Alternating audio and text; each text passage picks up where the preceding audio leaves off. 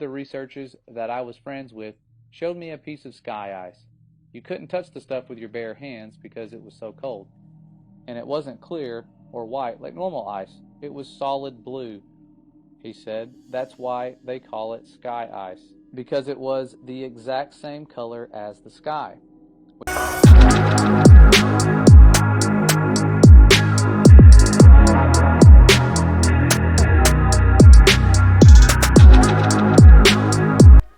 Welcome back. My name is Renee, and this is Highly Motivated, a channel where we check out different things that I find interesting, and hopefully you will too.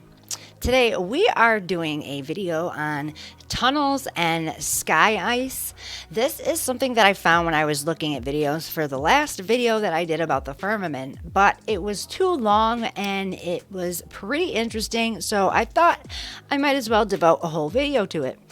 And if you're new here, do me a favor, like this video and subscribe to my channel. Hit the notification bell so that you're notified every time I make a new video. And without further ado, let's get into the video. What happens when you drill into the firmament, tunnels and sky ice? And this is talking about work that they've been doing and something that they've found. So let's just start. The only right time now. I ever saw them actually studying normal ice was when a film crew from National Geographic came by. The rest of the time, which was most of the time, the scientists were studying something they called sky ice. This stuff was totally different. We were never allowed to go into the laboratory areas of the station because the labs had to be kept super clean, and they said it would mess up their work if they risked letting too many people in the lab. But one time, one of the researchers that I was friends with showed me a piece of sky ice. You couldn't touch the stuff with your bare hands because it was so cold. And it wasn't clear or white like normal ice. It was solid blue.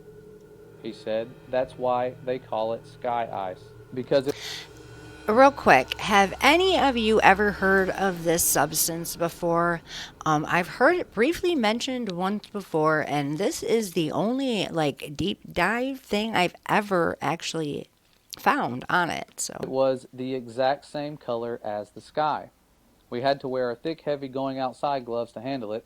The stuff was so cold, it would instantly freeze your skin if you touched it. I don't remember what the temperature he said it was, but it was something like hundreds of degrees below zero, way colder than the normal ice that was outside. He had to carry it in a metal bottle that was kind of like a thermos. He let me play with the piece of it for a while. It felt lighter than a piece of normal ice of the same size, like it wasn't very heavy at all. It almost felt like you could throw it up in the air and it would just float back down. But I didn't try that. And it was also a little flexible when I tried to bend it. It didn't break like normal ice would, and even for a small piece, you could see through it. It was solid blue right from the surface. And here's the really weird part. It didn't melt into water.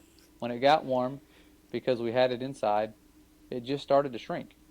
It got smaller and smaller, but my glove never got wet. And there was no water on the floor. The stuff just turned into thin air when it got warm and vaporized. He said that was the reason why they had to study the stuff right there in Antarctica. You couldn't take the sky ice back to America to study it because it was almost impossible to keep it cold enough during transit.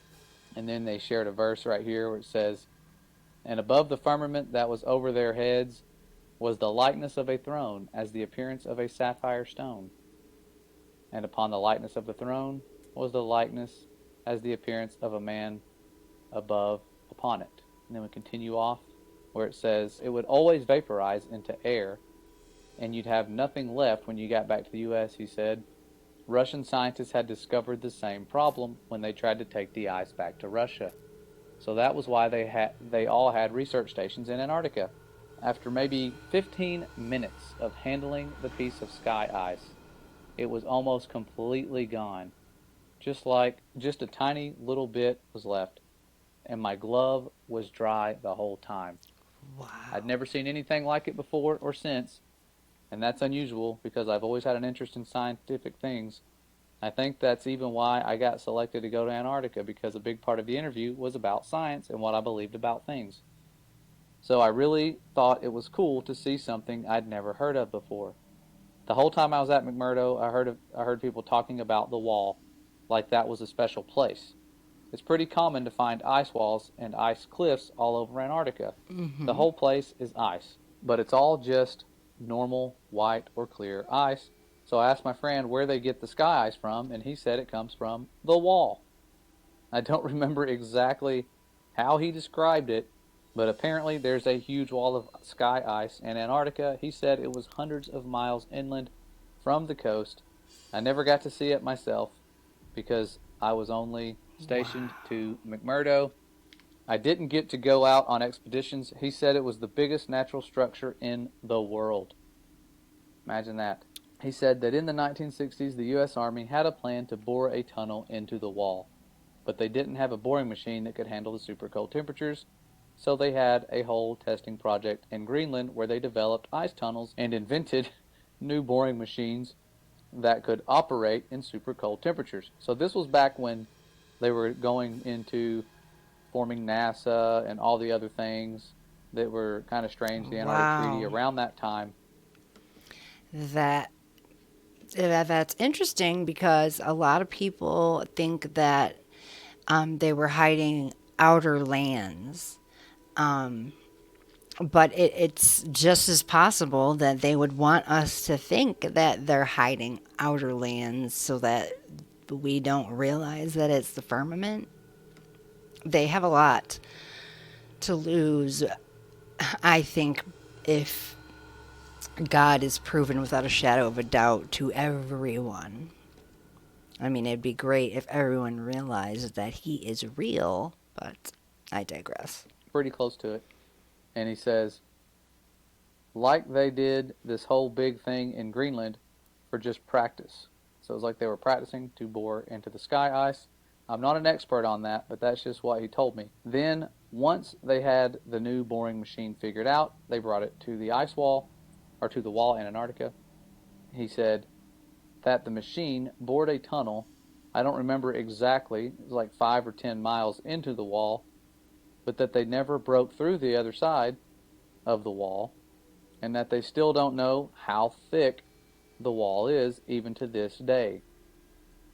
And I'm probably not remembering this part correctly, but I think he said that at first the floor of the tunnel was solid rock, but after a mile or two in, the floor was sky ice, like it was sky ice underneath after a certain point, or something like that. And apparently the wall slowly builds itself back up. So it slowly builds itself back up after you cut it, because after a year or so, the tunnel had shrunk smaller all by itself, like a self-healing wound. It starts closing up. They had to leave the boring machine Wow. inside the wall because the tunnel shrunk too small to get it back out. And after a few decades, the tunnel was completely gone. Like the part To me, that sounds like something that only God could create. of the wall was solid again. He said that now the scientists were trying to use technology to figure out how thick the wall is. He said something about putting earthquake sensors all along the wall, and that somehow you could measure the signal from an earthquake to see how thick the wall is. But he kind of lost me on that part. I never really thought about any of that after I left. It was really weird stuff, but Now, I would imagine that they would be using EMPs to create these earthquakes to then test it. Maybe that's where they lost him, or they just kind of left that part out. I didn't think it was a They're big not just going deal to at the wait for time. one. But then a few weeks ago, I saw a map of the wall in Antarctica, except the map was all flat and crazy looking, and it showed the wall going all the way up over the whole Earth.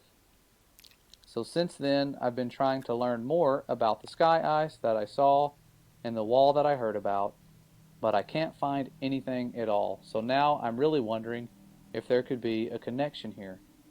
And that's how I found this group. So I hope that maybe some part of my experience will help someone figure something out.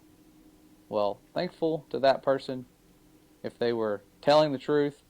That is some very interesting information given what we know surrounds us. We know that the firmament's not just made out of ice. It's something special. That could just be something near the foundation to prevent you from going all the way to it. The Father's design is very complex, and he has foreknowledge. He knows what mankind's going to try to do. Those little nuclear bombs they shot at the firmament was nothing to the firmament. They can't break it. They've tried. If they could, they would, but they can't. Right. And this is just one of those stories that confirms a lot of what I had assumed would be going on. I always thought, man, if they are out there and they can go to it, they're probably trying to drill through it. And if they are, how have they not gotten through it already? And that would answer the question for you, because it closes up as you go through it. But this was back in the 60s. There's no telling what they're trying now. Mostly guarding it. I'm sure that's the biggest job they have, is keeping us from going there. And if you do go there, you can only go to certain places.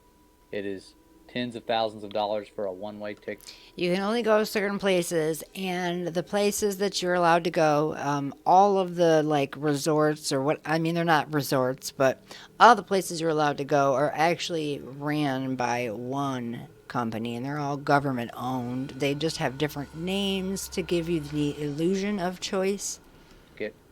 Otherwise, many of us would have already gone there, tried to do some sneaking around and investigating. But this video here, it only had like 300 views. But really cool stuff. Wanted to pass this along. I know the days of censorship have it to where you can't find stuff like this anymore. And I remembered putting it in my Firmament playlist. I just wasn't sure if you guys had heard about this and wanted to pass it along to you. Answers some questions that most of you, if you're like me, had about what's going on out there and what are some of the properties near the foundation of the firmament, if they're even close to it. Could go on like that for many, many miles. Who knows? We'll find out soon someday. The firmament itself will roll away like a scroll. Yep. But that second day of creation, where he put this expanse for signs and for seasons, and letting us know that he will return very soon. And it's one of those things that we're sensing is right around the corner. Yes. Due to the way things are going in the world and what they're trying to prepare us for and all the division. But they're preparing for a war. I'll go over that in a little while in another video, what they're preparing for and how you can be prepared yourself to not fall for the deceptions to come. But right. See you guys around soon. I know that this is a random video, and I'm just trying to put this stuff out there and stop procrastinating and share the information that I have while we still can. I'll see you guys really soon. Stay safe and stay ready. Wow, you know, I cannot stress enough that in the Bible, it definitely says that no one knows the day or the hour. However, he would not have stressed so hard to watch and to pay attention and to not, you know, be the guy whose house gets robbed while he's asleep. And you know, if you're familiar with that parable, he would not have stressed so hard, I believe, if we were not going to be able to tell when the season was. We were going to know around the time when we were getting close, and I feel like we are getting very close. And I found that super interesting. I've always, you know, I think of the firmament, and I think of it being a dome, and I know in my mind that Elon Musk and NASA, they have definitely tried to get through the firmament, and they can't.